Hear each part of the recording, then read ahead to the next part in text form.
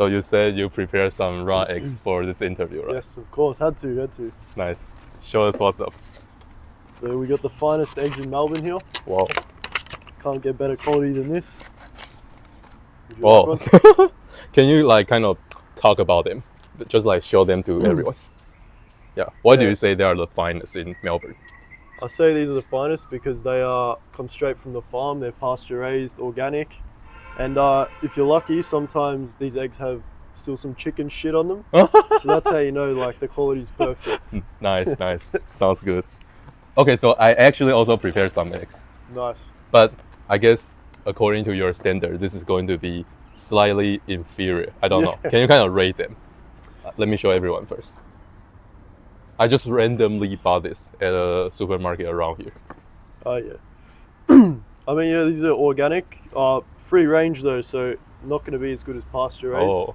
That's the only difference. Like, yeah, free range. So they're roaming on grass, but you know they might not be throughout the whole day and everything. So pasture raised eggs are going to be totally raised on on the grass, on the pastures, getting bugs, worms, and stuff. So it's going to be top quality. So do you mind if I eat yours? Of course. Nice. I like ones with chicken shit on it. Yeah. Do you also eat the shell? I don't eat the shell personally. I've never tried it. It doesn't look very appealing, to be honest. But yeah, it seems like it might be a bit dry. So I just eat the egg. For sure. And how do you usually eat your raw eggs? Just crack it on my tooth, 2 holes, suck it. Nice. I think I prefer that a lot more to like drinking them out of a glass. Nice. Because the texture's worse when you drink it out of the glass. I think with this it comes out nice and like it's really easy to swallow. Nice.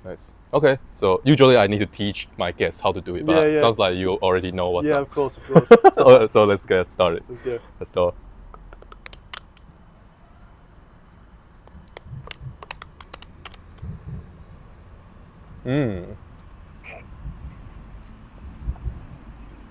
The egg white is pretty firm. That's a good sign. Would you rate that out of 10?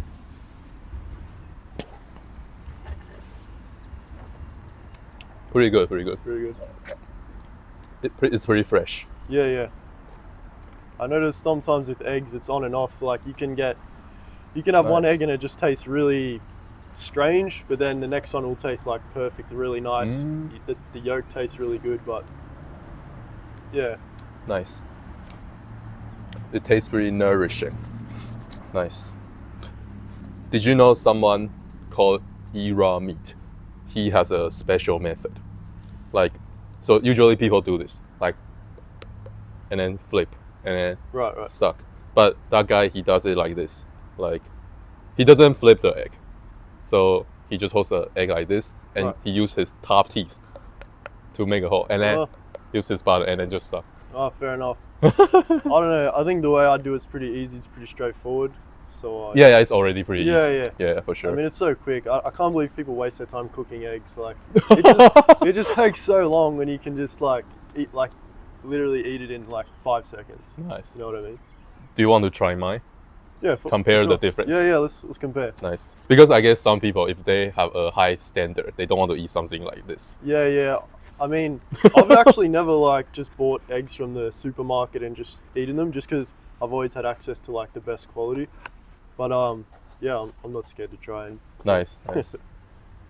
So you got these eggs from a farm, or you just know they are from a farm? No, I know they're from a farm, but they are delivered to like an organic store. For sure. Okay, good. All right, so let's try it. Wow, the shell is very thin. Yeah.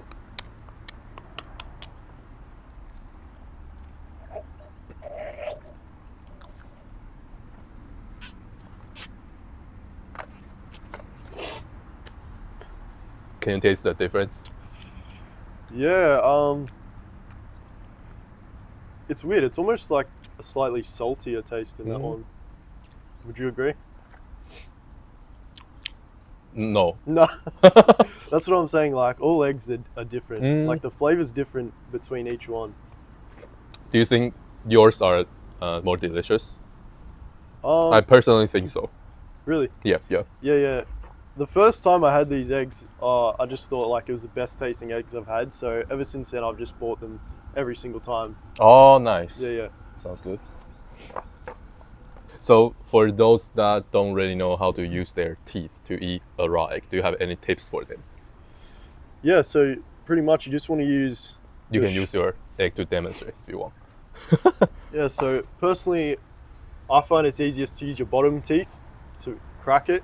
And you want to use like your sharpest tooth as well. So usually it's going to be, one of the ones to the side of it. And then you just make a dent. You don't want to make a full hole because then it's going to fall out. So you just make a dent on one side for a bit of airflow. And then on the other side, you make a nice hole. Nice.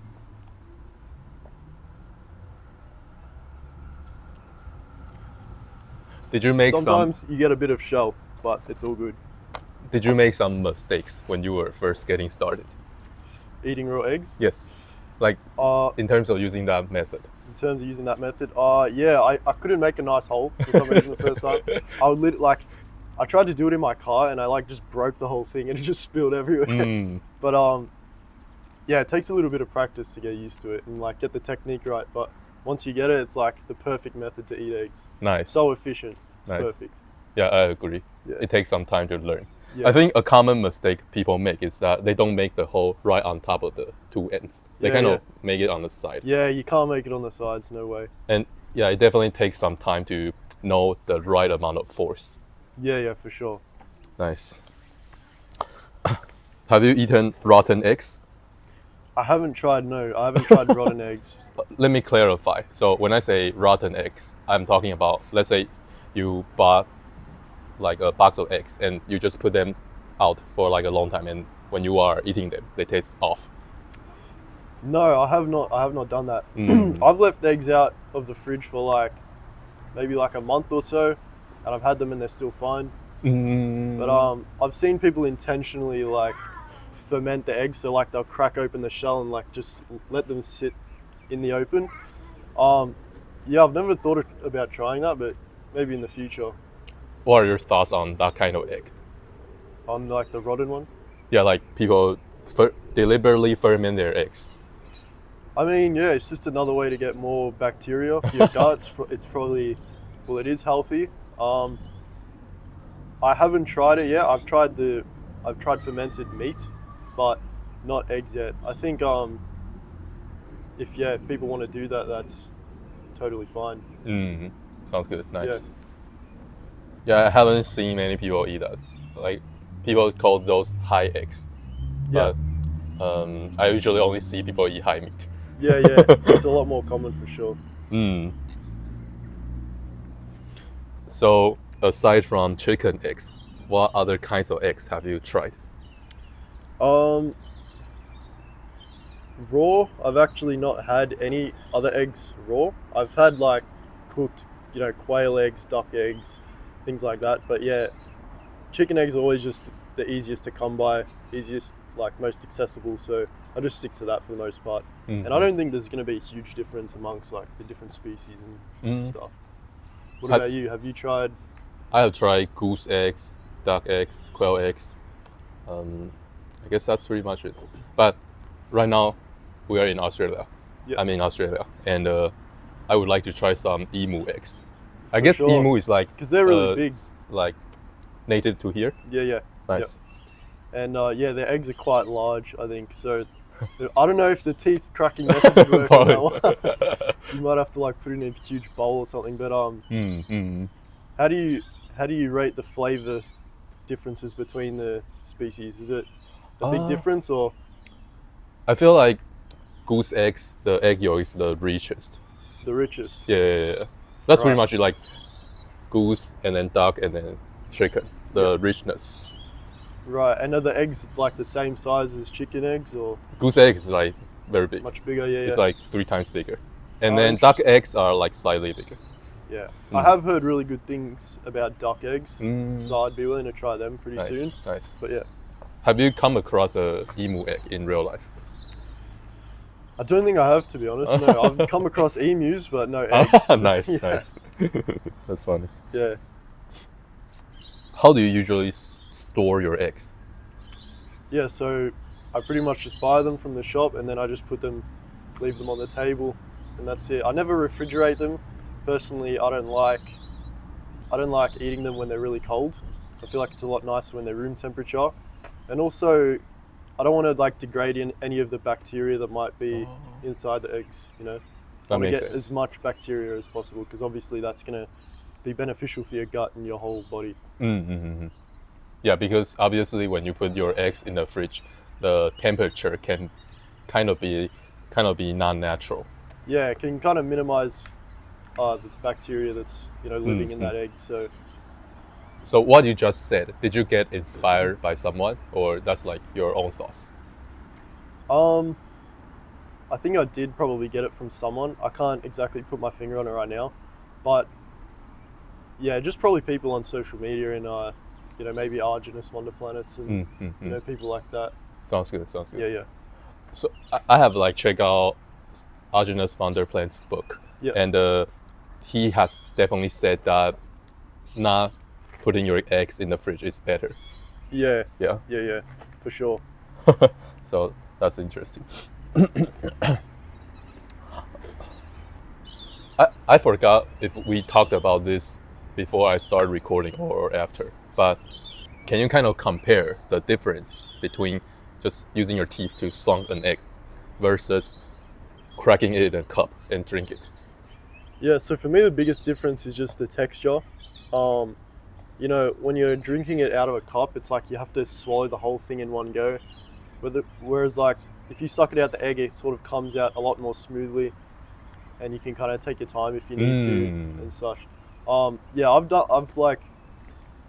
had a video on my Instagram and I cracked I think it was 7 or 8 eggs into like a glass, and I drank them all at once. And to be honest, I wouldn't want to do that again. It's honestly really hard to eat that many eggs at once. It can kind of make you gag a little bit as well. Especially if you're not used to it.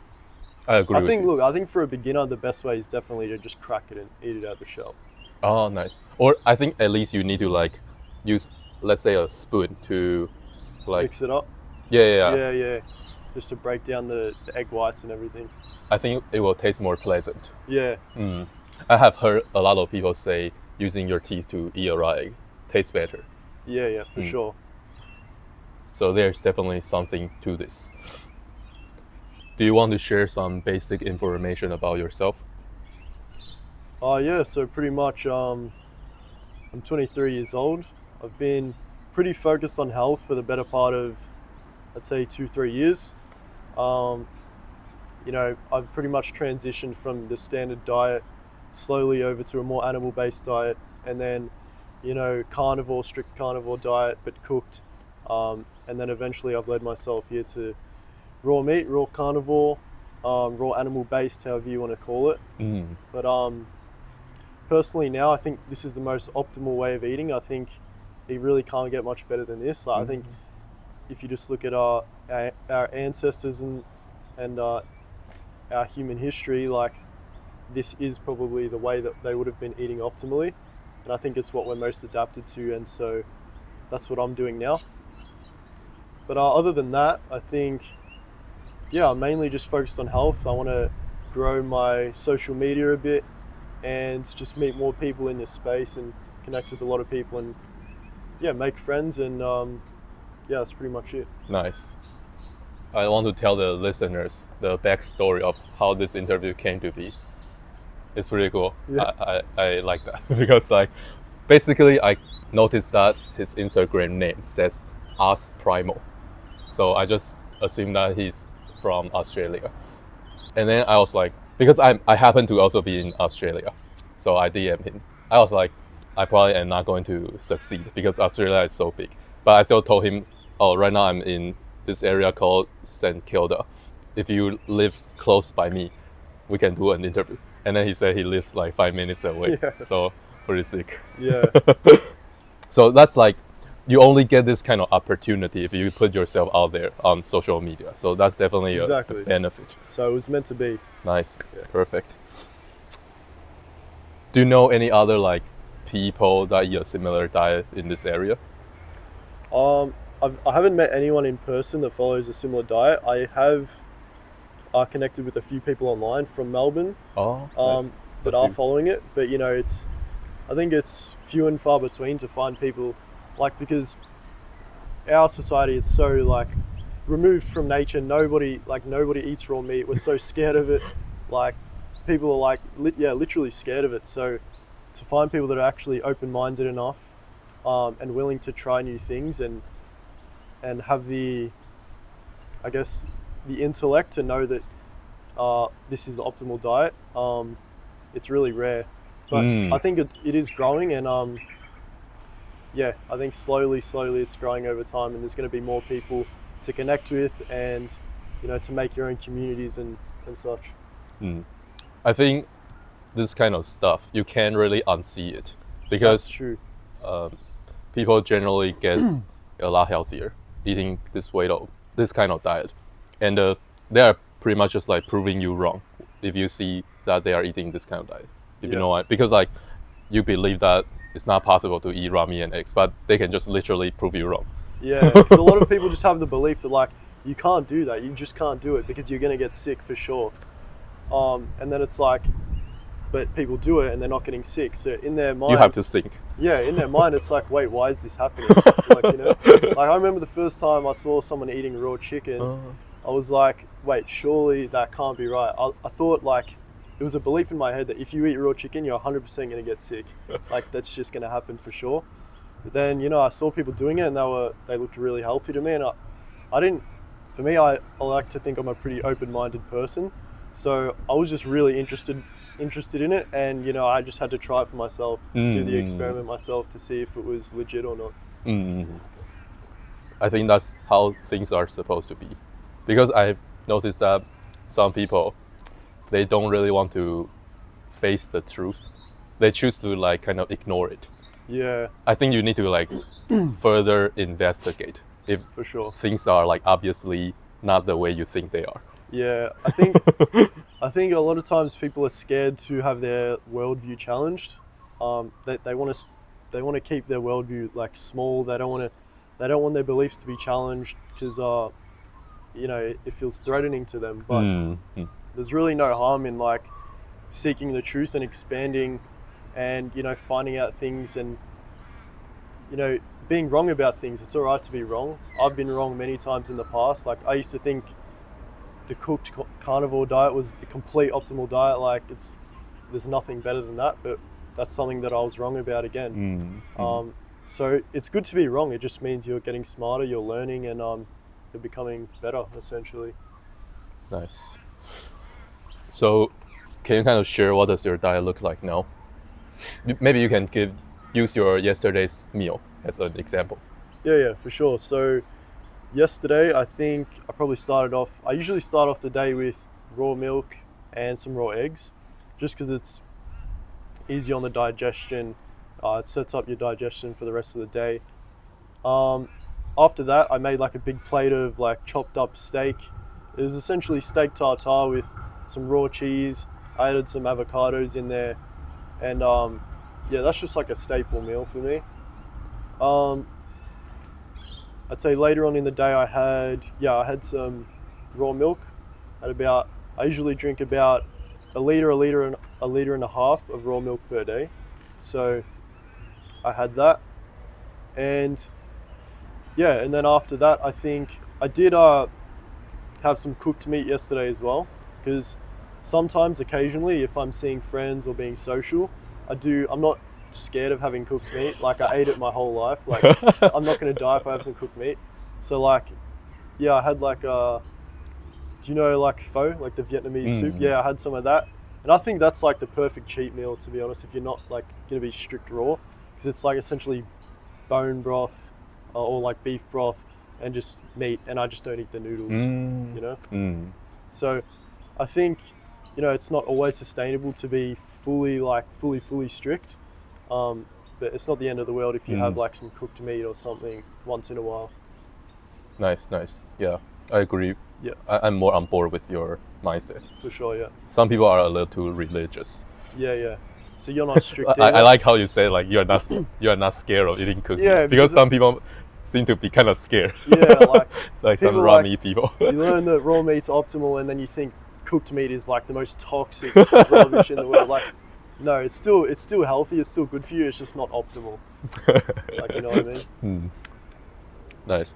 Can you kind of share why do you eat avocado? I want to know the reasons. Yeah, so I don't always eat avocado, but I do think there's no harm in eating it. I think it's a pretty neutral food, to be honest.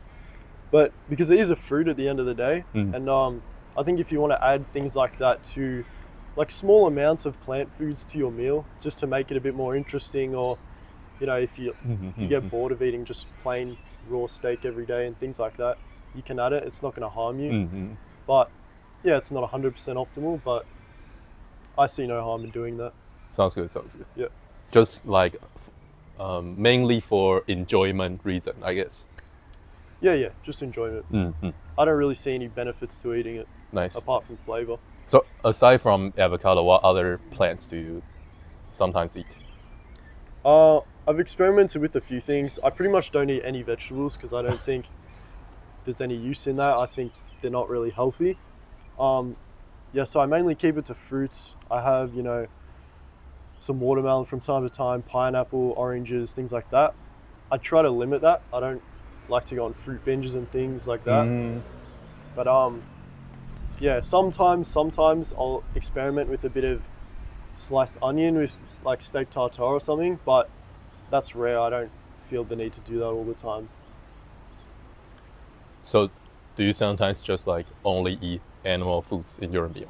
Yeah. Does that work for you? Sure. Yeah, for sure. Sometimes I'll just, and most of the time, to be honest, I'll just do like steak, some eggs, and like, yeah, raw milk and things. Okay, sounds good. Do you drink water? I don't drink a ton of water. I mainly keep water on me as like a backup if I don't have like raw milk, fruits and things, and I get like thirsty. But I like to mainly stay hydrated through the raw foods, like the raw meat, the fruits, the raw milk.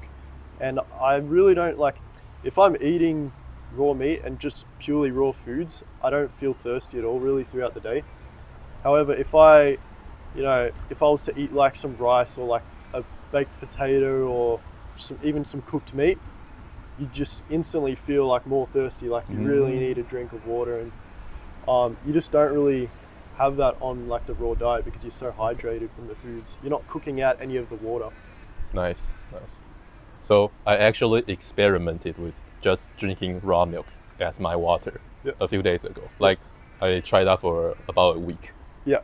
I only pretty much just noticed that I became more gassy. Yeah, for sure. That's common. In the first few days, I got some pimples. But to be honest, I didn't really notice a major benefit. So I started to drink water again. But I want to know, what are your thoughts on what I just shared? Well, yeah, I think especially if you're not used to drinking a lot of raw milk, your digestive system isn't really adapted to that.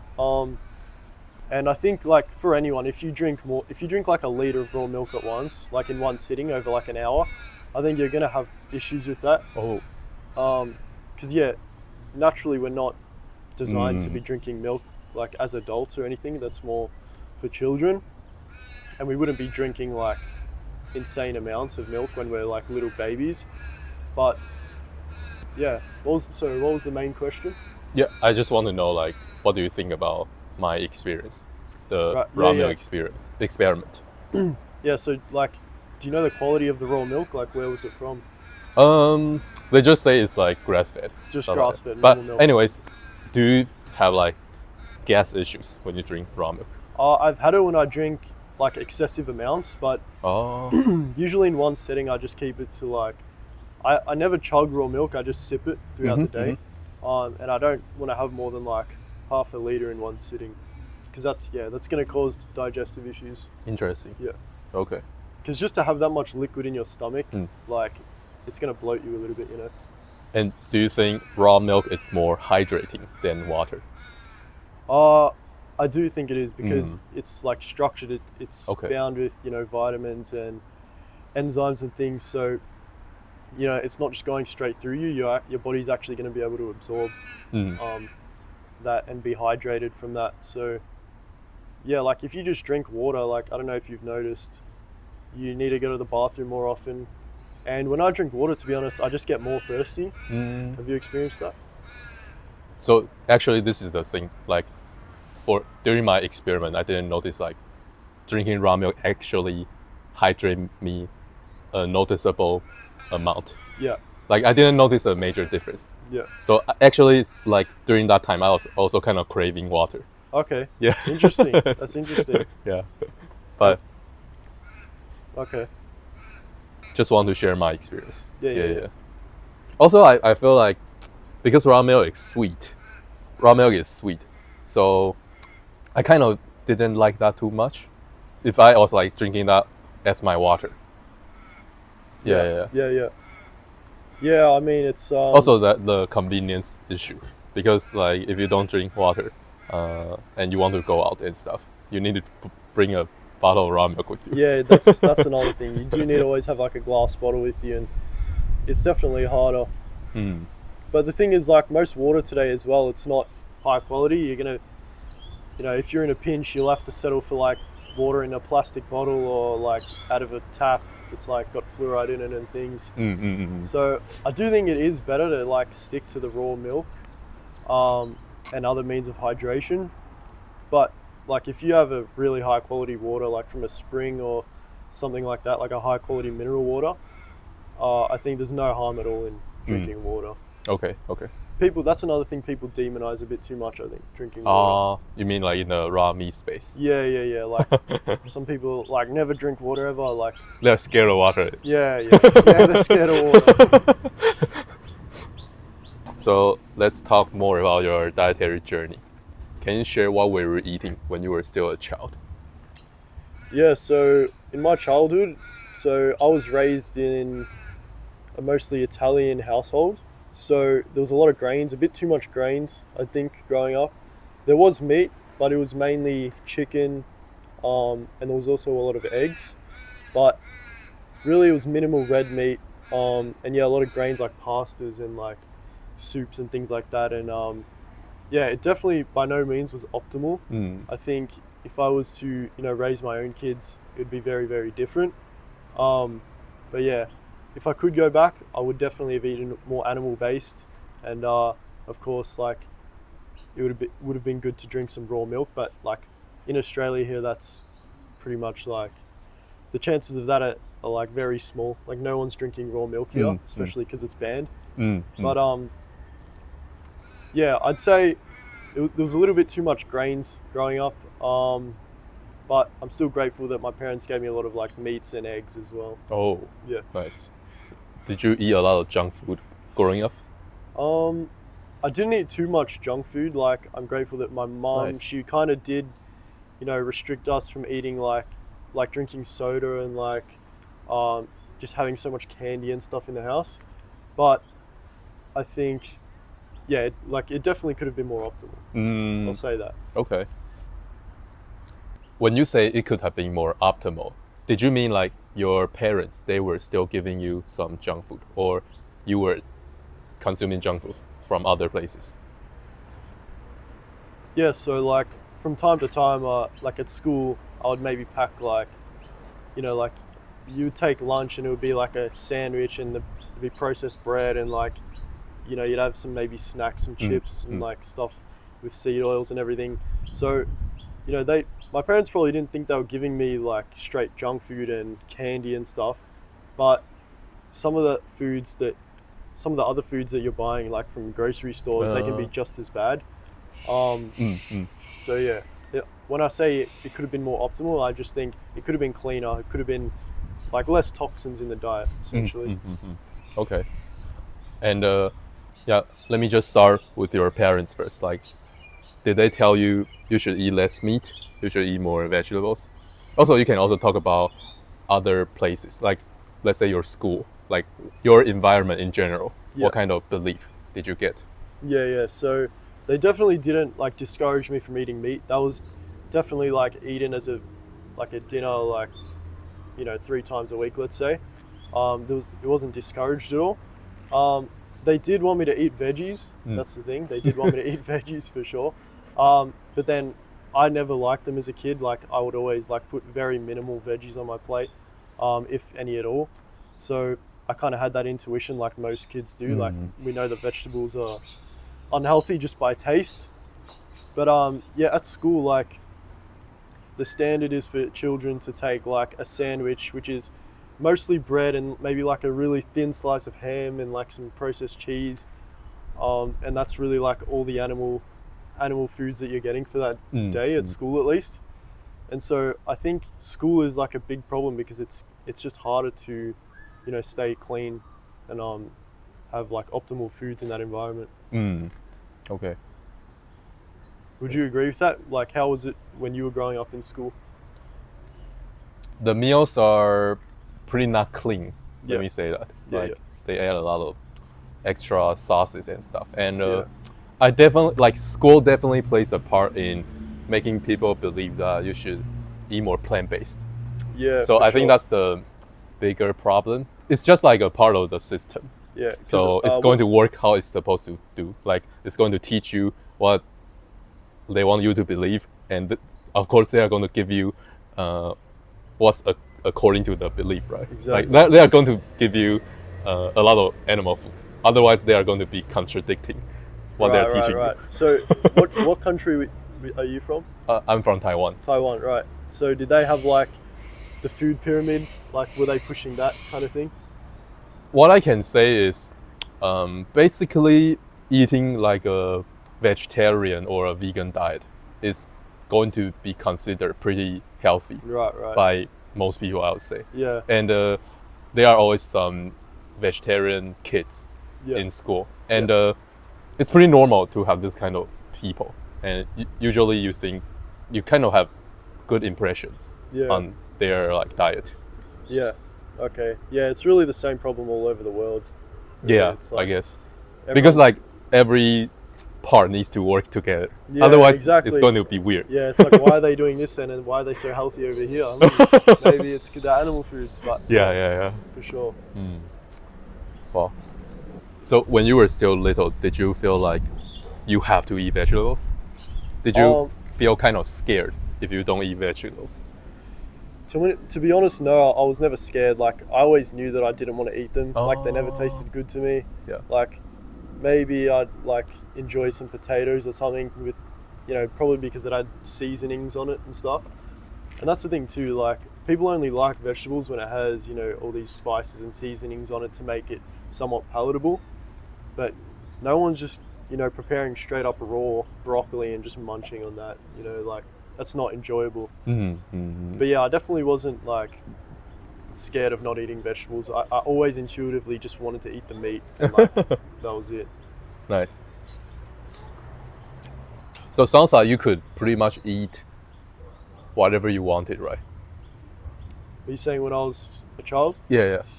No, it was always like I had to just eat what my parents were making. Yeah, me. like under that condition, you could eat whatever you wanted. Yeah, essentially. So Yeah, like, let they me would clarify, because take myself for example. I couldn't really eat whatever I wanted because people taught me you shouldn't eat fatty meat.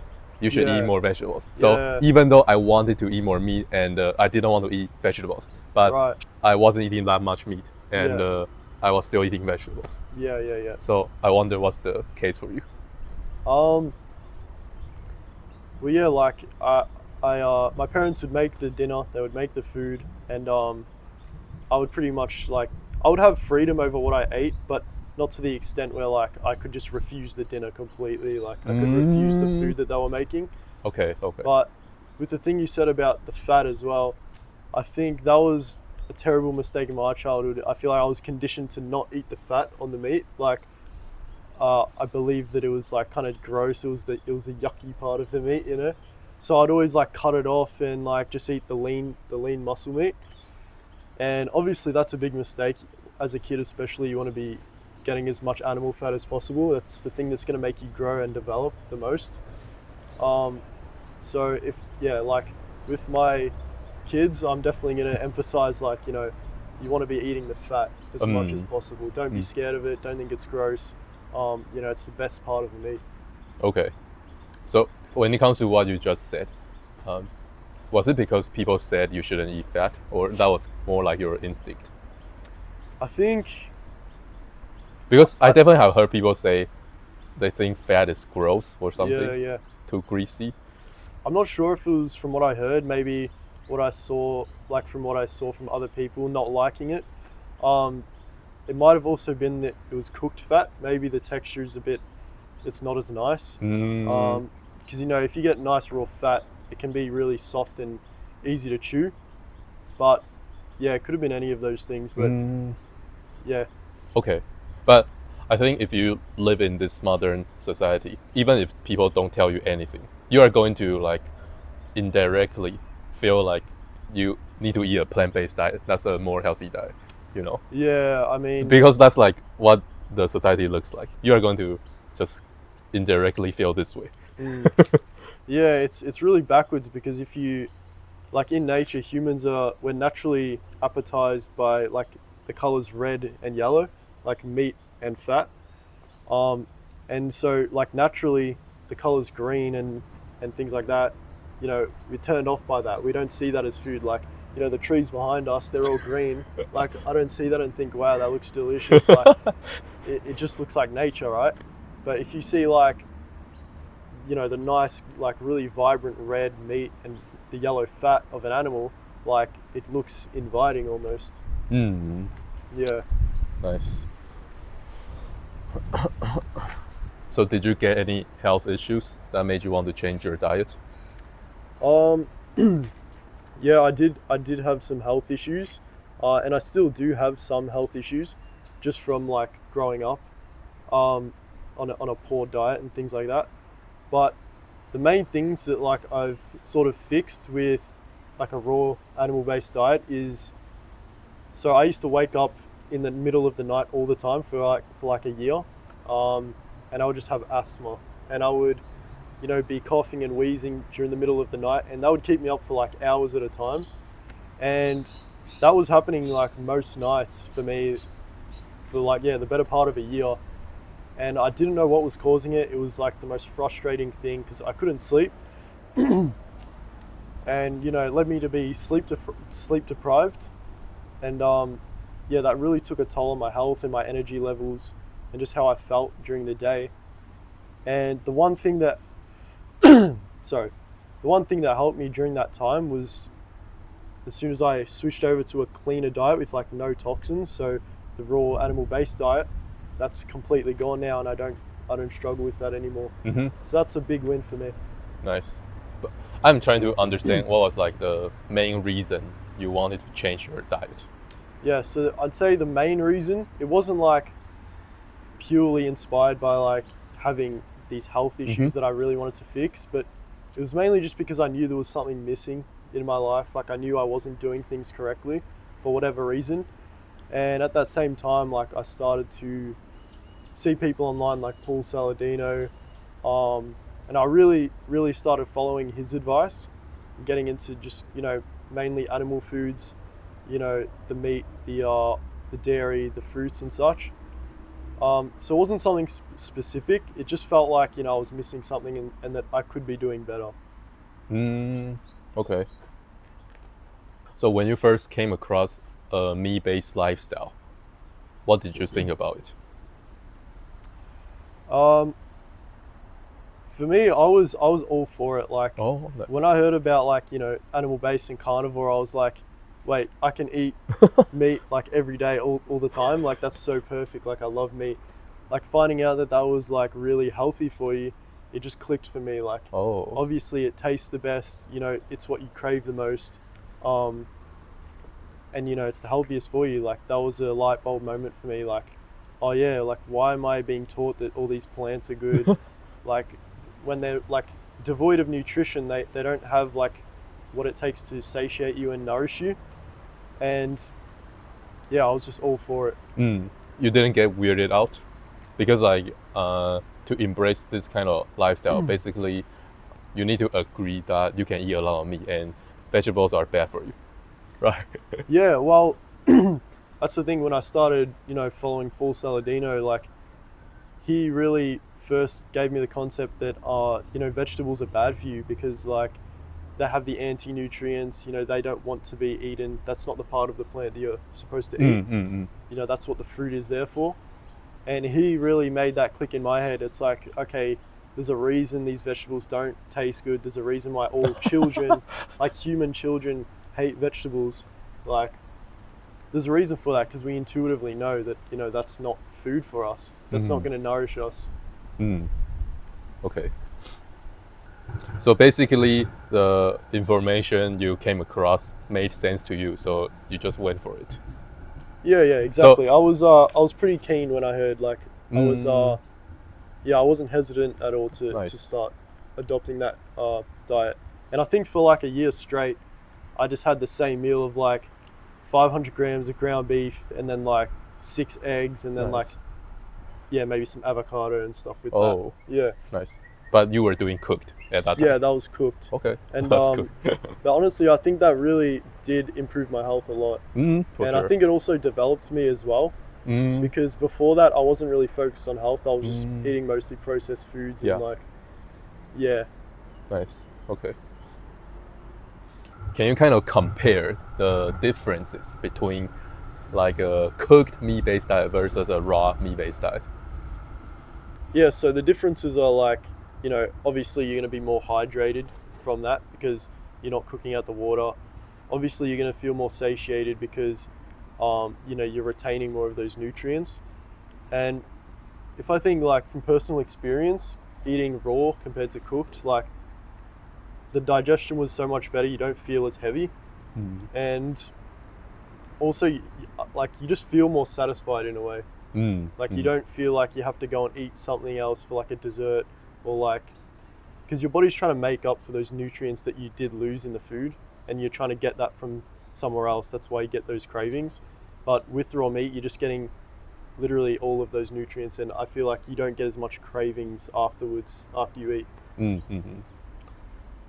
So you think raw meat and eggs actually give you better digestion? For sure, yeah, 100%. Interesting. I think raw eggs are like the most easy food to digest in the world. Like we just had some raw eggs before. Like, can you feel that in your stomach right now? Not really. Yeah, like you can't feel anything. It's just perfect. Actually, a question that many people ask me when they know that I eat raw meat or like raw eggs is that they are concerned that I can get diarrhea. Yeah, that's a big thing. Like people think eggs. Do you get that?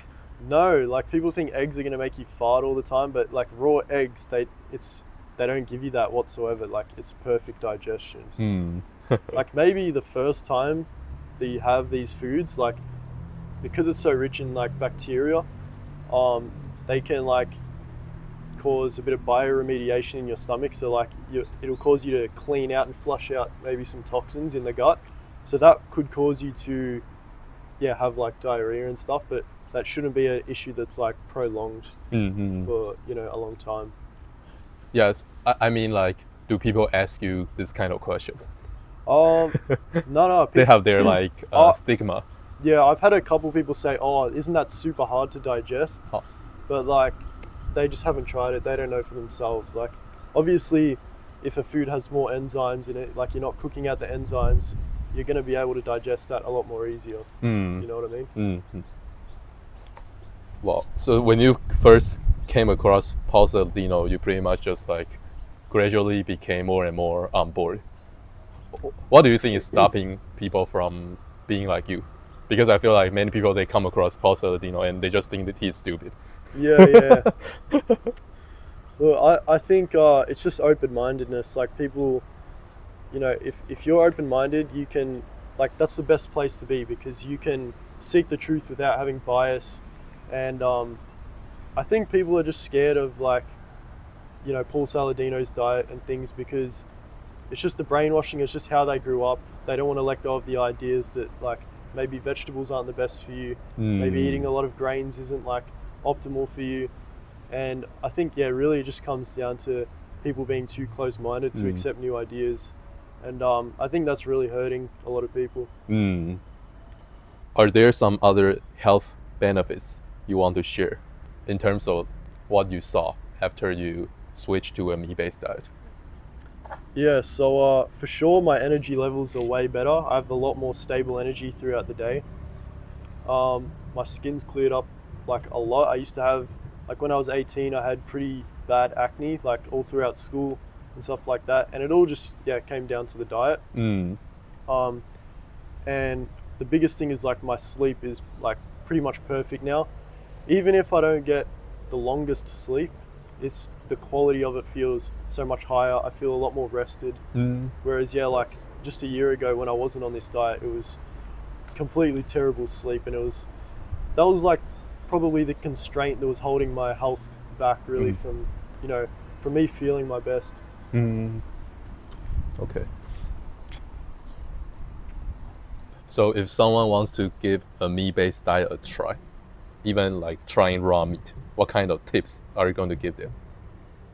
Yeah, so I'd say like if you are, scared of, let's say, raw meat, you can obviously do like steaks cooked rare, and just gradually get more used to that. I think, look, I think most people are going to enjoy meat. I think all humans deep down, I think, we do crave that, we do enjoy that. Like if you see vegans that eat meat after like 5 years or whatever it is, it's the best moment of their lives, right?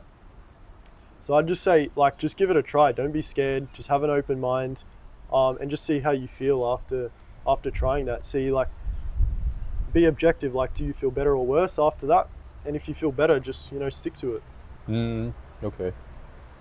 Do you have any tips on how to eat less junk food? Well, for me, it's like the biggest thing is you have to have the identity of someone who is healthy. I think if you see yourself as a person who like just eats whatever, like they eat junk, they eat like you're a person that goes to these fast food places and these takeaway places, and that's like normal for you, then you're gonna keep doing it. Like for me, what I've experienced is that if you identify as like someone who is healthy and you really adopt that persona, then it just becomes so much easier to like align your actions to that, and not really, it just stops you from like going on these binges and like, cheating on your diet all the time and things like that. Mm. And also, obviously, in the start, it's going to take a bit of discipline as well. Like you can't, it's not going to be easy. You're going to cheat on your diet sometimes, but it's just like a gradual process over time with a bit of discipline and like changing your beliefs a bit. I think it just gets easier and easier to stick to the clean diet. Mm. So what does your family think about your raw meat diet? Yeah. To be honest, they're pretty open-minded. Like they didn't give me a lot of shit for it, which is good. Maybe if they see me doing some of the more extreme things like eating the fermented meat and stuff like that, they might be a bit scared of that. But I've been lucky. Like I haven't had a lot of judgment or anything. I just do my thing and they just do their thing, and it's all good, Do they feel like you have become healthier?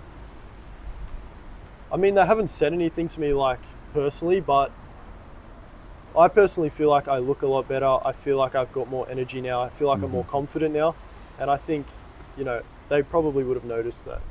For sure. Yeah. So as a raw meat eater, what do you think about your family's diet? Yeah. So to be honest, they are just. It's not the worst diet in the world. Like, I let people do what they want to do. They eat a lot of animal food still. I think they're not the most unhealthy people in the world by any means. But, there is still obviously the habits that people have in this modern society of like, alcohol and like, processed foods. And it's just that, they don't see, like, they don't see it how we see it in a way. Because you really need to understand why these foods are bad for you, like what's in them that's causing what problem inside of you. And like, if you don't know, like you're not, like you don't see that, then you're not gonna want to change your behavior. Yeah, for sure. Yeah. Being exposed to the right information is pretty important. Yeah, absolutely. But at the same time, you have to be open-minded enough to accept that and take that on board. Like, that's the thing with me as well. Like, a little story is that I actually learnt about raw milk, and I knew that it was accessible to me like 2-3 years ago. but I just didn't really care. Like I didn't really know the benefits of it, so I didn't go and get it. And looking back now, it's like, wow, I really should have, you know, gone and, you know, taken advantage of that when I could have. But yeah, you really need to be open-minded about everything, you know. What was your relationship with eating raw meat growing up? To be honest, there was no relationship at all. Like I didn't have any raw meat growing up. The closest I got to raw meat was probably like a runny egg yolk, like, you know, having fried eggs and things like that. And that's one of the things that I am grateful for my dad for, that he would always cook me like runny eggs for breakfast. He would always, you know, encourage me to eat that. But that was pretty much the extent of it, you know. There was barely any even like rare steaks or anything like that.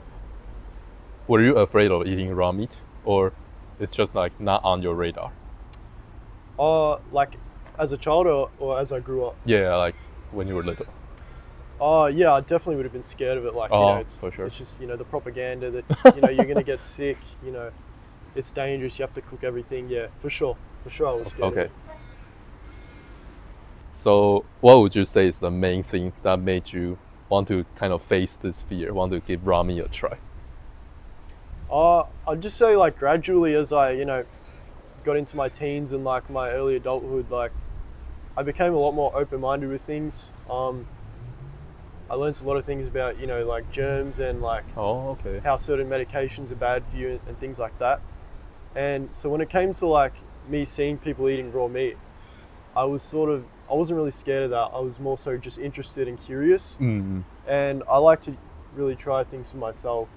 So the main thing was just you saw that people were eating raw meat. Yeah, and once I saw that people were doing it and like saw that, you know, it was an actual thing that you could do. Then like it was, I knew that I could do that as well. Kind of made sense to you. Yeah, I knew that I could do it as well. Like, because if you don't see anyone at all doing that, like, you know, you're probably not going to be willing to try that yourself, especially if everyone's told you that that's dangerous. So can I ask you, when was the last time you cut your hair? Cut my hair? Yeah. I'd say about 6 months ago, give or take, but not like a big cut, just like trimming it. But I have had long hair ever, like probably since I was, you know, 14, 15. So, you know, nearly coming up on 10 years, I've had like long hair. Nice. And I've just maintained it ever since. Okay. Yeah. So why did you want to have long hair? To be honest, like I just always liked it. My dad encouraged it when I was young. He thought like long hair was cool. He told me that it was like cool to have long hair, like all these historical figures, like they were like warriors and they had long hair and stuff. And so, you know, I just adopted that mindset and I just thought, you know, I like long hair. I don't see the reason in cutting it. So, yeah. Okay. That's pretty much what Goated says, I guess. Yeah. Do you watch it? Do you watch it? Yeah, I do watch Goated from time to time. And like I completely agree with him. Like it is a health indicator to have long hair. There's really no reason to cut it. People these days, they think long hair is feminine on a man. I don't agree with that at all. I think, you know, it's completely natural to have long hair, or else it wouldn't grow that long. And yeah, I think people look better with it too. Okay. So do you think guys always look better with long hair? I'd say for the most part, yeah. I would say that. I think maybe there could be a few exceptions of people that don't look as good with it, but I think it's really dependent on your hair type and how it like frames your face as well. But for the most part, I'd say 95% of people probably look better with long hair. Nice. So do you have any tips for guys that want to grow their hair long? Yeah, just don't cut it. Pretty much, just don't cut it. Like that's the biggest thing. People like they grow it out for a little while and they just have this belief that they just need to cut it for some reason. And almost all the time, like I've heard this so many times, they're always like, oh, I regret cutting it. I don't know why I did that. But it's just because people around you are telling you that you need to cut your hair, but you don't need to cut your hair. So just don't cut it, let it grow, and just take care of it. Eat a good diet of like, you know, eat a diet rich in animal fats. Maybe, you know, wash your hair with some egg yolks and things like that. Don't use any harmful shampoos and things. And yeah, you're going to be able to grow nice hair, and it's actually going to grow faster as well. Nice, nice. Sounds good. Let me. Yeah. So you have used raw eggs to wash your hair? Yeah, I have. I've experimented with a few things to wash my hair, but I think it's better to just keep it simple. Yeah, keep it simple. Use maybe some egg yolks. I've gone crazy and done like some big like hair mask things where I mix in like a ton of ingredients, like natural ingredients. But I think if you just keep it simple, use some egg yolks. Even some people just find that just water is fine. Obviously you want to be using a water filter. You don't want like the tap water chemicals getting in your hair all the time. But yeah, you can just keep it simple. It's like you don't need shampoo. You don't need like all these products that, you know, they make you believe you do. For sure. Do you have any thoughts on perming hair and dyeing hair? I mean, to be honest, I have the mindset of like, I let people do what they want for the most part. You can do what you want in this life. Like, it's completely up to you. Personally, I think I don't see the point in it. I think it can maybe be a bit harmful to your hair to put all these dyes and even bleaches in your hair. Yeah, if you want to like change your hairstyle and whatever, like, I think it's completely fine. It's up to you. Like, even if you want short hair, I'm not against that. Personally, I like longer hair. And yeah, I think you just should keep it natural. Okay, nice. I think you can like kind of deceive people with like, let's say, perming your hair, because I think that's kind of a health indicator. Yeah. Maybe not health, but it says something about you. Because obviously, a person with straight hair and a person with curly hair, there is a reason why they have that. And if you like just turn your hair from straight to curly, it's kind of like you are deceiving people that you have the property on your body that can have curly hair. Yeah, exactly. But I mean, I think you can look good with any kind of hairstyle. I think as long as it looks healthy, and clean and, you know, longer, essentially, I think you can look good with any hairstyle. I don't think there's a real need to like change the look of it, make it more curly or more straight or anything like that. Nice. So what's your plan with your hairstyle right now? I wouldn't say I have a plan with it. I don't necessarily feel the need to cut it anytime soon. I just think, you know, I like how it is now. I like that it's long. I think it suits me. And yeah, no plan really. I just want to keep having long hair. And I don't plan on having short hair anytime soon. Sounds good. Whew.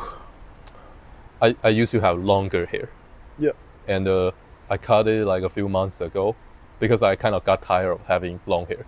Yeah. But right after I cut my hair, I started to kind of regret. Yeah. Because like in the common. beginning, I had my reason to like cut my hair. I just got tired of having long hair. But I started to feel like, oh, okay, if you go to a military, they want you to cut your hair. Yeah. And so that's like a bad sign for me. Yeah. I think that's kind of like, because I think what the government wants you to do is kind of like that. Have the shorter hair. Yeah. Because also, I started to be like propagandized by Gotis because I started to see that he kind of promotes having long hair. So I was like, no, I kind of regret. Yeah. I mean, look, it's so common for people to regret cutting their hair. Like a lot of people that have long hair and go to short, they always think, oh, I look so much better with the long hair. But yeah, I think, why do you want to look the same as everyone else? Like, everyone's got this short hair. Like, you know, be yourself if you want to. It's like, it's good. It's good to have long hair. Nice. Let me actually use my umbrella. Yeah, for sure. I'll hold it. Yes. And we can keep going. Sweet. Do you have any thoughts on, how do I say this? Do you try to avoid letting rain land on your hair? Not really. I don't try to avoid it, like. Because I think, at least for me, growing up, it's kind of like an idea that if you get rain on your hair, you can become bald. Really? Yeah. That's like pretty common for people to believe in Taiwan. Oh, okay. Yeah. But obviously, I'm not saying that that's true. Yeah. Yeah, I never had that belief specifically. I I mean, I wouldn't see like how specifically that would make you go bald. I do think it can kind of maybe dry out your hair a bit.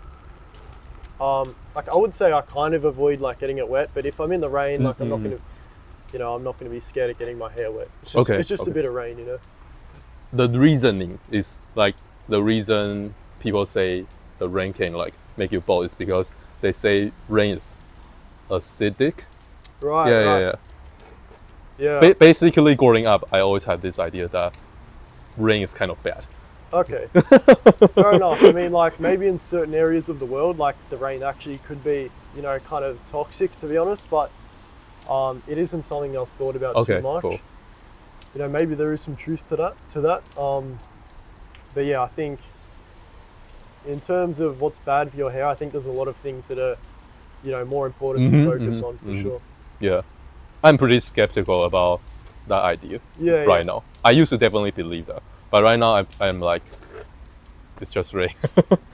They just want you to be afraid of sunlight and rain and stuff. Yeah. It's like, bro, it's just nature. It's just how it is. We would have got our hair wet like all the time. Oh, that's true. You know what I mean? That's a good point. Interesting. Okay, let me talk a bit about relationship. Yeah. What do you think makes a guy attractive? You can talk about physically and other stuff. Yeah, so obviously physically looks are a big part of it. And I believe that, all comes down to having proper nourishment as a child, getting the correct nutrients in abundance when you're a child. That's going to help you develop. And, obviously as humans, we're attracted to people that look healthy. And a healthy human is someone who is well developed. So that's the main thing, I think. But when it comes to your character, I also think it's like, really believing in who you are and having confidence in your beliefs and not, how do I put this? Not being a sheep almost, having your own beliefs, being your own man. Yeah. Sounds good. Nice. Can you talk more about being well developed? Like, what does that look like? Yeah, so obviously, like as a child, if you have the correct nutrients, the correct diet, you're gonna grow taller. You're gonna, develop your bones better. That's gonna change the shape of your face, how you look, literally everything about you, even your internal organs, your brain, everything. It develops you completely. And as humans, we are attracted to the health indicators. And I think like when I have kids, that's what I'm going to focus on. I'm going to focus on mainly just their nutrition and their, sunlight and things like that. I think, also getting in the sun, getting a tan, that makes you look healthier. And having the longer hair, just things like that. Yeah, for sure. Nice. Do you think your girlfriend needs to also eat raw meat? It would be optimal, of course, for, anyone's girlfriend to eat raw meat. I think, but I think, look, in this society, I think it's totally acceptable if they're eating like an animal-based diet. Like even if it's cooked meat, I think that's really still close to like, being optimal and being healthy. And I think, you can still have very healthy children that way.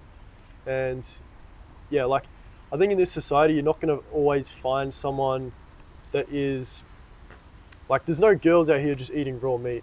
Like maybe when you get into a relationship with them, you can sort of almost not persuade them, but inspire them to really focus on their health. And if they're open-minded enough, they can, start eating raw meat as well, and that's going to be optimal for them.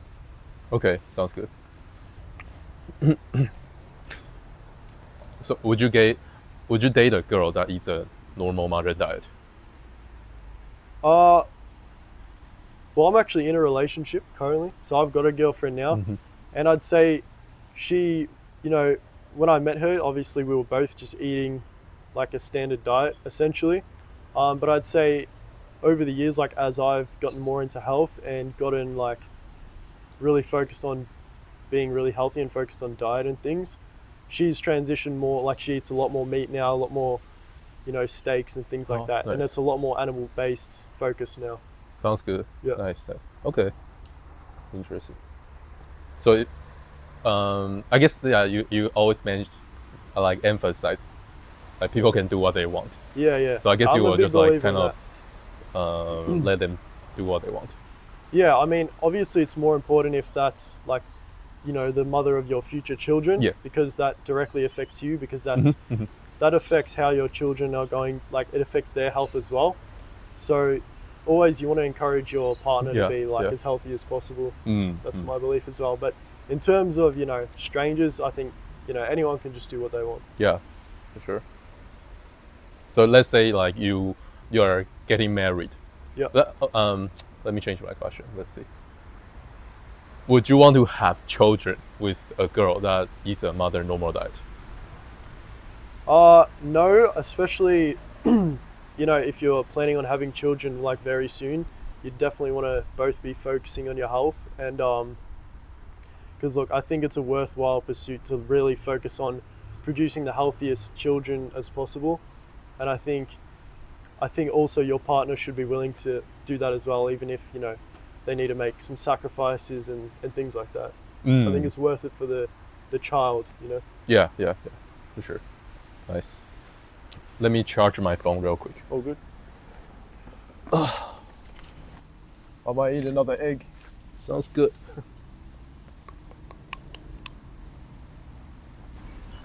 Oh, okay, we're back. Do you think it's better for a guy to have a high body count or a low body count? Yeah. I definitely think it's better for everyone to have a lower body count. And like preferably to have no body count until you find the person that you want to be with. I do believe in the fact that, you know, the more partners you have, the less able you are to connect with the new person. And I think that can really hurt some people and, you know, really make it harder for them to find that genuine connection with someone. And I think, yeah, in an ideal world, if you are with your partner and you both are just, you know, the first people that you've been with, you're much more likely to stay together and like produce children and like have a family that's actually going to stick together and not have a lot of issues and stuff, you know? I really like that message. Yeah. I think you mentioned that it can hurt your ability to like have a stronger connection with other partners. I think it can also hurt your future partners. Yeah. Because like knowing that of course, yeah, they have been with others, I think that can kind of hurt you. Yeah, I think especially for men, that's a big thing that like turns us off, you know? Like getting with a girl and then finding out, oh, she's been with like 20, 25 people before that. It's like, you know, that's not really someone that you want to commit to. And like, you know, you're always going to have that in the back of your head throughout the whole relationship. And I think, you know, yeah, I do just think it's better to, you know, that's why I think it's really valuable to find the person you want to be with when you're really young. Like, you know, even like, you know, 15, 16, these are going to be the best times to find your partner because, you know, you're not going to be exposed to all these different like experiences and relationships with different people and stuff. And if you can come together at that really young point in time, I think, you know, that's going to be really beneficial. Nice. Do you think it's kind of frowned upon for younger people to date, at least in Australia? Yeah, I think it is pretty common here still. I do think some people's parents, you know, kind of forbid them in a way to, you know, find a partner. They think it's more worthwhile to focus on like school and studying, which I think is completely backwards. I think that's completely stupid. It's way more important to like literally find, you know, the person that you're going to spend the rest of your life with and like build a genuine connection with them. You know, I think relationships are one of the most important things in this world that we can like focus on alongside with our health. And I don't think like focusing on school or any of these man-made things over natural things like relationships and health is, you know, going to be fruitful and worthwhile. And nice. I think it's it's backwards. Yeah. But I guess a lot of the things that are supposed to be right are just kind of not emphasized in this day and age. Yeah, for sure. Because, you know, we've got all these beliefs that have come along with modern society and they're not really aligned with our nature as humans. And yeah, I think that does nothing but hurt us, really. Well, okay, this question is a little random. Yeah. Do you think white girls are more attractive or Asian girls? White or Asian girls? Personally, as a white person, I am like attracted to white girls. Yeah, I don't have too much to say about that. I think, you know, naturally you are going to be more attracted to people that look like your kind of your people, essentially. I think just naturally, I do think you can be attracted to other people. You know, as humans, I think we're attracted to anyone that's well developed and, you know, looks good, essentially. But yeah, I do think you're always going to prefer, you know, people from your race. Interesting. Do you agree with that, or would you Well, disagree? yeah, I actually was going to ask you, do you think, let's say Asian girls, they are going to be more into Asian guys compared to like white guys, let's say? I think for the most part, yeah. I know there is some like people who think otherwise, and you know, that might be for a number of reasons, but I think well-developed people from any race, they are attractive, you know. Okay, yeah, for sure. Yeah. I agree with you. Have you used dating apps before? I've never used a dating app, no. Do you have any thoughts on them? I mean, I think it's a hard one, because I think most of the people on these dating apps are going to be, I don't think they're going to be the people that you want to be in relationships with. But at the same time, I do know that as you get older, you know, you get out of school and things, maybe you're not around as many potential partners. It can be useful to find people online. You know, you have a wider pool of people to find. But I'd even, you know, say to people that want to find a good partner, like, you know, express your beliefs on social media, like show who you really are on social media, and, you know, you'll naturally make connections and, you know, find people that are similar to you like that. That's kind of like a better kind of dating app. Yeah, it's like you attract the people to you instead of like going and looking for them.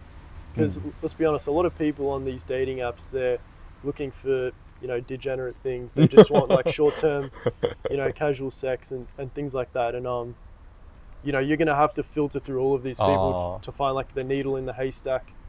I think it can be hard, but you know, maybe it's worth it if you want to try. Okay, sounds good. Interesting. I want to kind of share my experience on dating app. Yeah. So I think when I was still using dating apps, I was in a more lonely state. I think that can be common for people who use dating apps. They are in a lonely state. And obviously when you use, if you are like, I don't know, I think it's definitely pretty possible that you don't match with the person you are attracted to. And that can hurt your mental health even more. Yeah, for sure. Because like you are desperate and you still don't get what you want, so you become more desperate. Yeah, so it can be pretty brutal for guys, especially on dating apps, man. Like, it's not designed for you to like, especially if you're not like a super attractive guy. Like, it can be really hard. But yeah, it's a hard one, man. That's why I really emphasize like trying to find someone when you're really young. I think that's when you have the best chances. You look the best, you know, and you're the most pure and innocent in a way, you know. Nice. Yeah, so basically, what's the takeaway there? Let me try to kind of summarize. Anyways, I think when it comes to me, I shouldn't, like, it wasn't very good for me to use dating apps because it's like pretty much going to be more detrimental. Yeah. I mean, I'm trying to think if I was like a giga chat, and like I was lonely and I used dating app, would that have been better? Maybe that would have been better. Because obviously I can like match with some people, so my loneliness problem would be solved. But you need to like just take what I said into consideration. Because that can make you feel worse, basically. And like, look, I do know I've heard a handful of success stories, and I know some people personally that have had success with dating apps.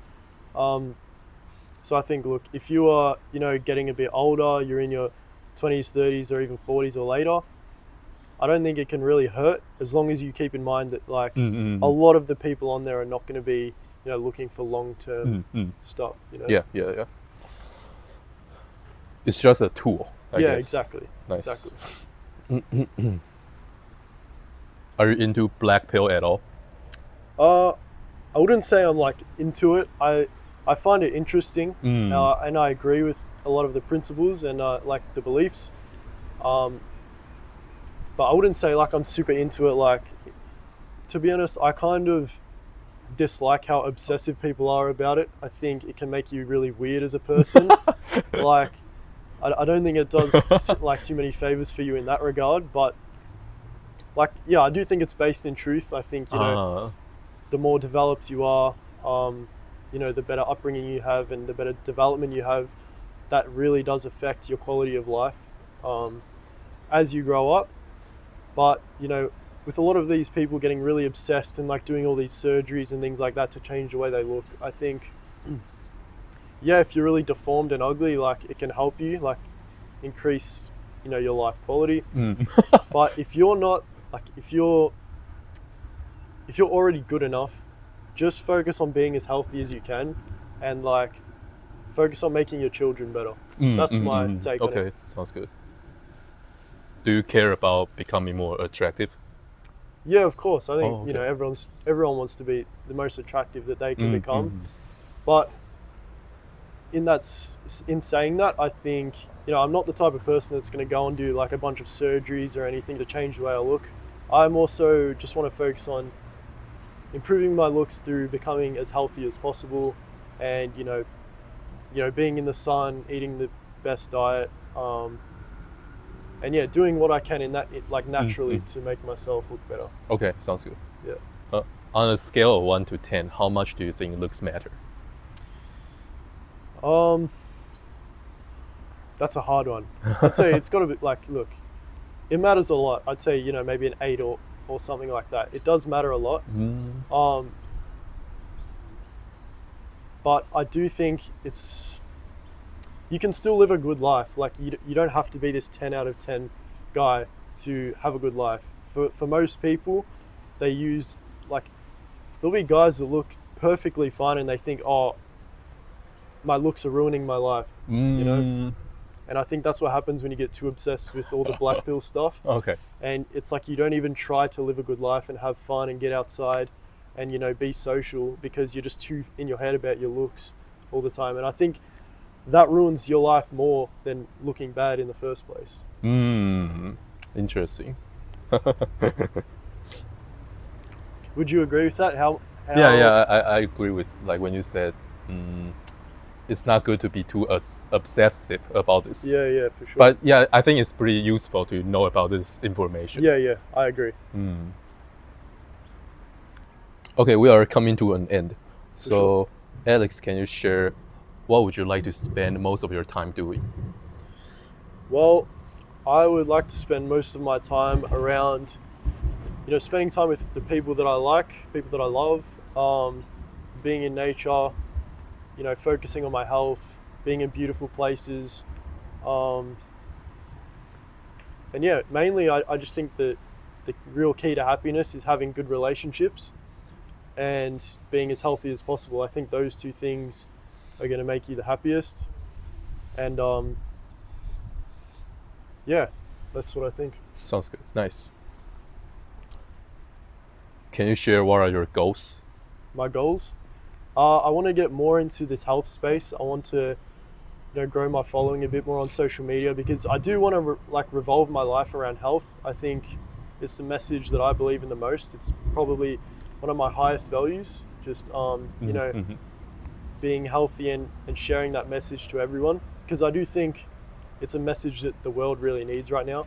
Like if you look at everyone, like most people have at least one pretty bad health issue.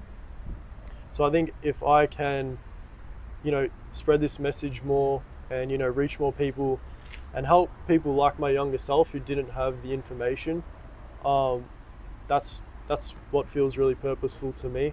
And yeah, I want to sort of revolve my life around that. Nice.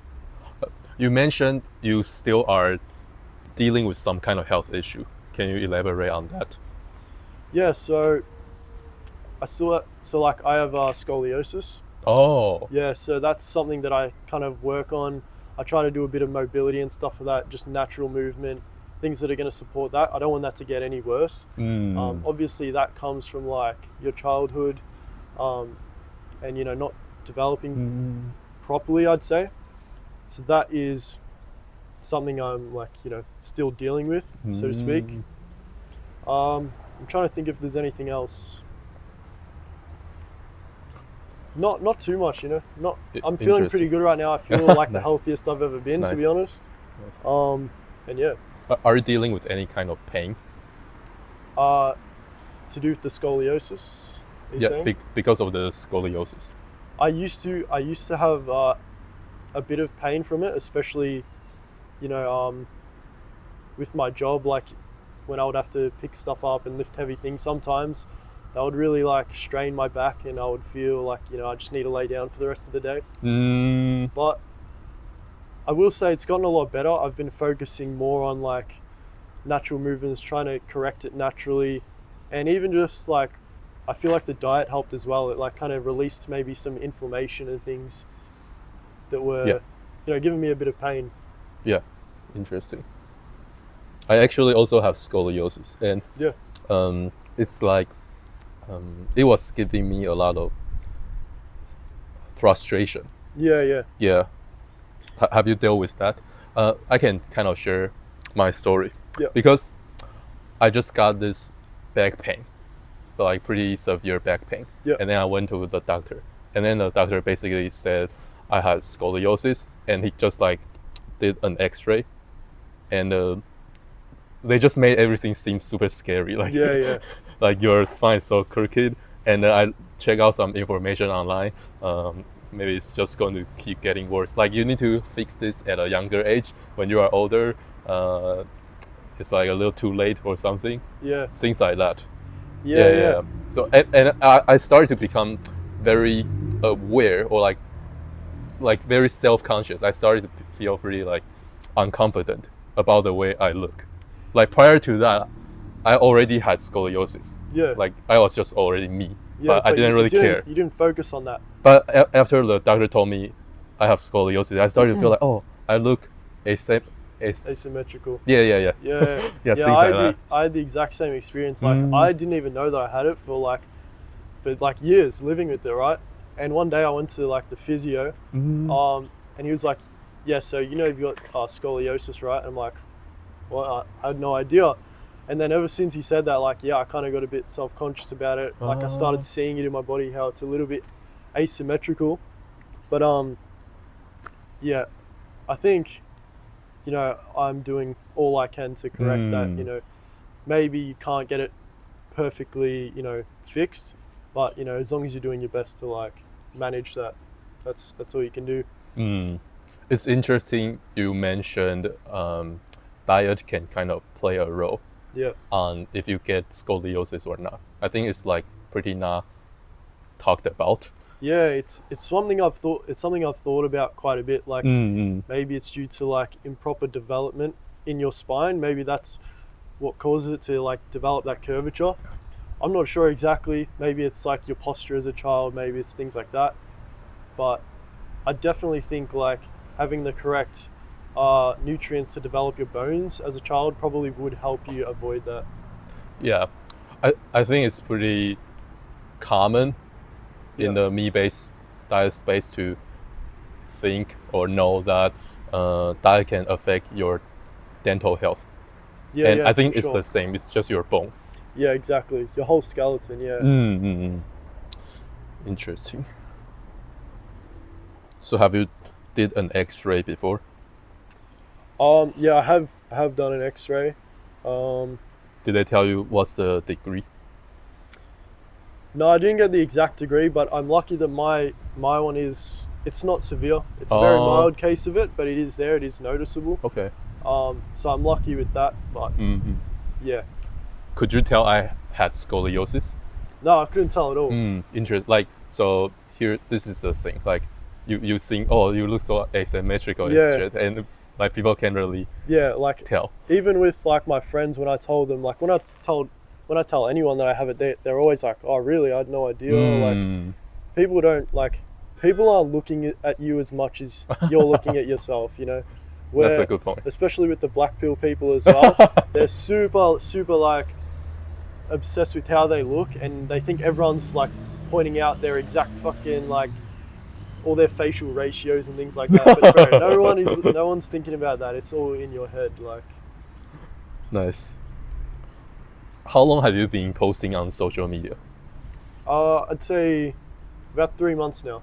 Okay. Not too long yet. So, have you thought about how you plan to grow it?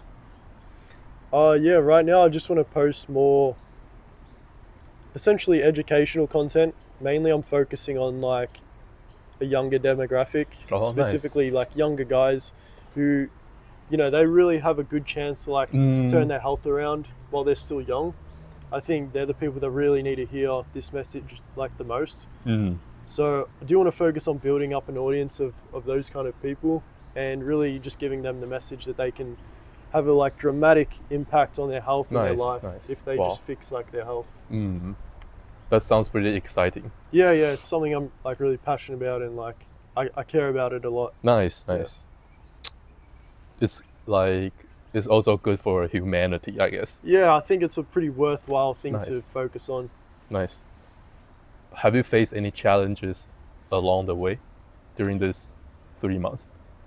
Yeah, I mean, I feel like especially in this kind of community, it can make you a bit self-conscious because you know, a lot of people are focused on the looks aspect of things, and like even just putting yourself onto social media, it's definitely a different experience. You do kind of get a bit critical of yourself, so I dealt with that a bit, but I think it's also really good that it helped me to get over my fear of like putting myself out there, you know.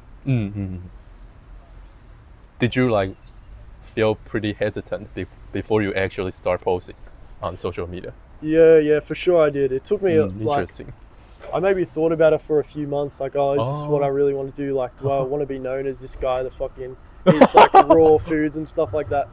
But like, and you know, when I posted like my first time eating raw meat, I was pretty like, oh, what are people going to think about this? But, you know, it was all good, and like all it did was attract, you know, people that agree with me and people that like see the value in what I'm doing. So, you know, like once you post these things, it's just, you think it's going to be like everyone's judging you, but really nothing really changes in your life. Like, you know what I mean? Interesting. It's actually not that easy to post on social media. Yeah, it's not easy. I think I have kind of like forgot that. Yeah. Do you think like has it gotten easier for you over time? I'd say so, because like, for example, when I used to get like hate comments, it could hurt me a lot. Yeah. But I definitely noticed that right now when I get hate comments, the how triggered you get right now is like Less. Yeah. I agree with that for sure. Interesting. I think eating a meat-based diet really helps with posting on social media, because how it can help with your mental health. Yeah, for sure. I think you just become more confident when you become healthier. And like, if you've got conviction in your beliefs and you think you genuinely believe what you're doing is right and that it's going to help people, I think that really gives you like a good mindset to just keep posting content, even though like it's guaranteed that there's going to be haters, there's going to be people that are like talking shit on you and stuff. But yeah. I actually think eating a meat-based diet is kind of a cheat code for people that want to post content. When I say that, I mean because it can help with your mental health, and it's pretty convenient. It can save you time. Yeah. So I'm not talking about like, even if you are not a meat-based diet content creator, I think it's still very like helpful for you to eat a meat-based diet. Yeah, for your mental health. I mean, look, I was pretty like, I suffered with like a bit of anxiety when I was growing up and things like that. And even just like a couple years ago, a year ago, like I was definitely a bit more reserved, more shy, more like not willing to put myself out there as much. But I think now, like, I'm the most confident I've ever been in. Like, I'm not really scared of people's opinions anymore, and I don't like to really hide as much. Nice. Okay, let me ask you a random question. Yeah. Do you think how do you say this? Do you think your ability to have sex has increased or like improved after you went on a meat-based diet? Do you say like, do you mean like libido, like, or do you mean? Yeah, like... I'm bad at phrasing this. Did that sound weird? No, it didn't sound weird. No, you just said it how it is. But let me see what I actually want to ask. Like, maybe like for example, you can be hard for longer and stuff. Yeah, I've definitely like. For me, that I experienced that even just going from the normal diet to like the animal based. Yeah. From going like animal based and stuff to the raw diet, I didn't experience like too much more of a benefit. But it was mainly just, eating more animal foods that really like restored that like vitality in me. So would you say like you became more horny, or it's just that when you are aroused, your performance is better? I would say, yeah, probably both. Like, just from going to a standard diet, like not focusing on health, to then like moving more towards animal foods, getting more sunlight, focusing on just raising your testosterone in general. That like, yeah, that was when I experienced the biggest shift in both of those things. Oh, yeah, interesting. In terms of myself, yeah. Let me check if there are people walking. Yeah. But I used to be pretty horny, like before I went on a meat-based diet. When I was eating a modern diet, like I was like a desperate guy. Like I always was like kind of thinking about girls. But after I went eating a meat-based diet, I actually became calmer. Really? So I'd say I became less horny. Okay. Yeah. But I can't really tell you like how my sex performance changed because I didn't have a girlfriend before I went on a meat-based diet. But honestly, because like I was like a guy that watched porn, and I feel like I wasn't really able to like become hard. Like I was horny. but I couldn't like really just like become hard. But is this when you were on the meat-based diet? No, like before. I was horny, but I couldn't. I think it also had to do with like I was watching probably like too much porn. Yeah, well that's the thing. I think, with people that watch a lot of porn, I don't think it's actually that you're horny in that moment. You're just addicted to getting that stimulus from porn. And I think, if you've gone onto the meat-based diet and you don't really feel that urge anymore, I think that's just because you're healing your brain essentially. You're not, you don't need that stimulus as much. Yeah, but anyways, after I went meat-based diet, like right now I have a girlfriend, and like I don't have issues in terms of like becoming hard basically. But right now I'm definitely less horny. So it's pretty interesting. That's fair enough. Have you thought about like posting on YouTube? Yeah, I actually have posted like just one video on YouTube. I'm pretty much like a long form video. Yeah, a long form video, and I'm pretty much just yapping in it like for a bit, just talking about my general beliefs. But I do want to get more into posting on YouTube more, because I think it is a bit more educational. You can like explain your beliefs a bit better, like teach people things in like a more coherent manner, just because it's you have more time to explain things. So yeah, I do want to get more into YouTube as well. Sounds good. Yeah. Nice. I think it's more respectable if you post on YouTube. Also post on YouTube because difficulty is just higher, in my opinion. And I do think you probably attract higher intellect people because like people that are seeing you on Instagram, like they're doom scrolling, right? They're just looking for short form stuff, but YouTube, it's more intentional. People are clicking on your video because they want to learn something. Okay, so Alex, let me ask you my last question for this interview. Let's do it. What's something you wish everyone in the world knows?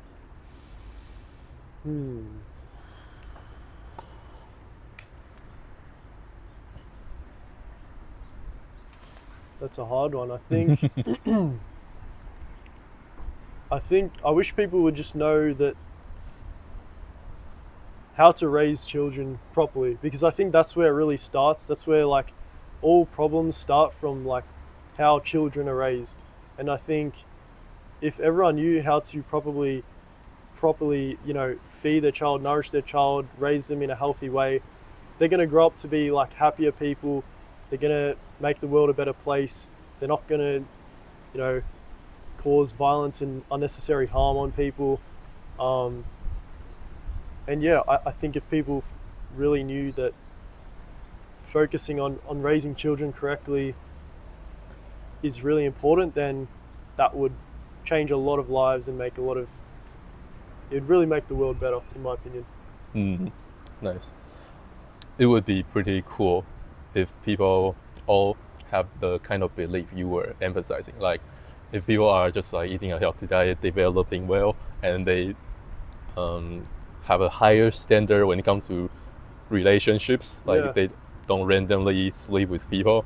I think the world will look very nice. I think like communities would be stronger. Like I think it would just be a net benefit for the whole world, pretty much. Nice. Yeah. All right, so that's it for this interview, Alex. That's awesome. Thanks for having me. Thank you so much for coming on. Appreciate it. Really like your message right there. Let's go. Thanks. All right, guys, go check out all my other interviews. All right, your boy is still trying to become better. Yeah. Bye bye. Ooh. Cool. So cold. Yeah, it did get a bit cold. That was good. What was that, 2 hours? Did you like it? Yeah, it was fun. Nice. I thought like maybe at the start I'd be a bit more nervous to do an interview, but no, it was pretty chill. Nice. Yeah. Do you feel cold? I did get a bit cold when it was raining and stuff, but no, I'm alright now. I was very like at the end of the interview. Yeah.